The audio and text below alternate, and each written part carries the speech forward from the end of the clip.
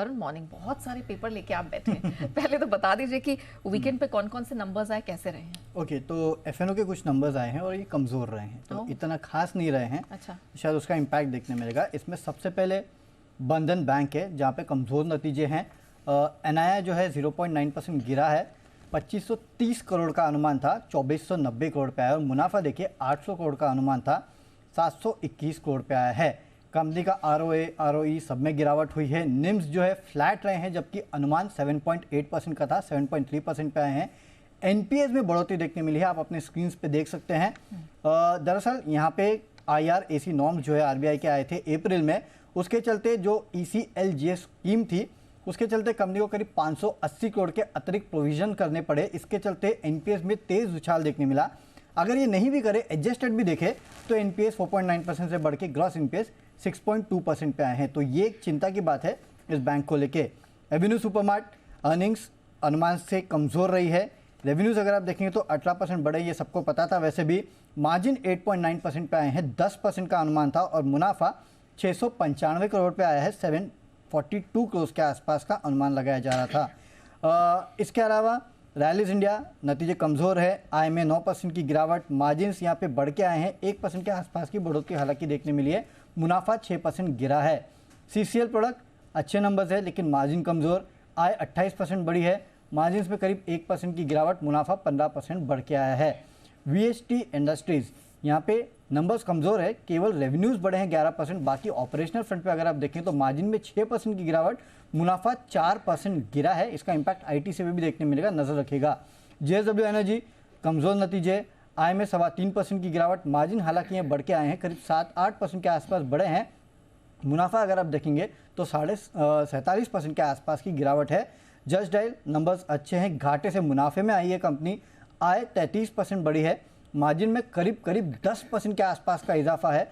और 83 करोड़ का कंपनी ने यहाँ पे मुनाफा किया है, जबकि पिछले बार 48 करोड़ के आसपास का घाटा था। और आखिरी में टाटा स्टील लॉन्ग प्रोडक्ट्स, यहाँ पे घाटा कंपनी का कम हुआ है, 331 करोड़ से घट के अब 36 करोड़ का घाटा है, लेकिन घाटा है। हालांकि ऑपरेशनल फ्रंट पे कंपनी ने 68 करोड़ के घाटे के मुकाबले 146 करोड़ का मुनाफा किया है, तो उस लेवल पे नतीजे अच्छे हैं, लेकिन बॉटम लाइन में अभी भी घाटा है। ओके, तो एफएनओ स्पेस में एटलीस्ट यहाँ पर सुस्ताया हुआ मामला नजर आ रहा है, लेकिन नंबर्स आज भी आने वाले होंगे। ट्रिगर्स कौन से हैं और खबरों के दम पर कहाँ एक्शन है? देखिए, सबसे पहले तो एचडीएफसी बैंक के नंबर्स आएंगे, वहाँ पे नजर रखिएगा।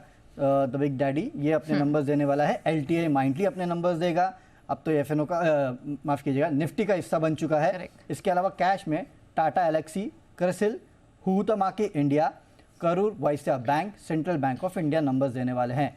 वहीं टेक्स मैको रेल बोर्ड बैठक है, क्यूआईपी राइट इशू और अन्य तरीकों से फंड जुटाने पे। टाटा मोटर्स आज से पैसेंजर व्हीकल्स जो है उनकी कीमत 0.6% से बढ़ जाएगी इनकी गाड़ियों की। इसके अलावा हमारी जो एफएम है और साथ ही साथ आरबीआई गवर्नर जो है वो एक जॉइंट मीटिंग लेने वाले हैं, finance ministers and central bank governors, Gandhinagar में G20 के तहत।